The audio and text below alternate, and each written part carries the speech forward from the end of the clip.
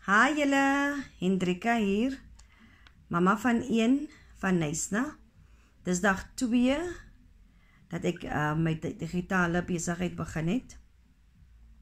Ek het hierdie besigheid begin om my finansiële omstandighede te verander. Ek het besluit 2026 gaan vir my 'n beter jaar wees as 2025.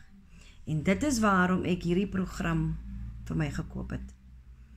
Ek het hierdie besigheid begin met die oog op 'n goeie 2026. En hoekom 'n digitale besigheid?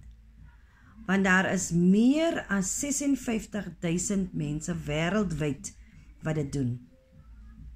Meer as 6.000 mense in Suid-Afrika.